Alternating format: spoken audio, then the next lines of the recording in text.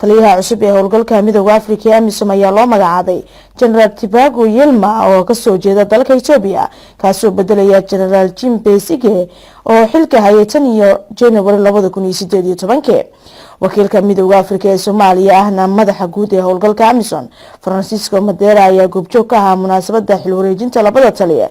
Francisco Madera ayaa taliyaha cusub kula dardaarmay inay hortaalo shaqo badan waxaana sheegay in howlgalku uu yahay mid aad u ballaaran balse uu si fiican ugu kalsoon yahay inuu ka soo bixi karo waajibaadka ka saaran xoojinta AMISOM. taliyaha cusub ee AMISOM General Tibago Yilma ayaa leh khibrad militari oo gaaraysa 34 sano isagoo xilal kala duwan ka soo qabtay hoggaanka ciidanka difaaca Ethiopia ee ENDF loo yaqaano.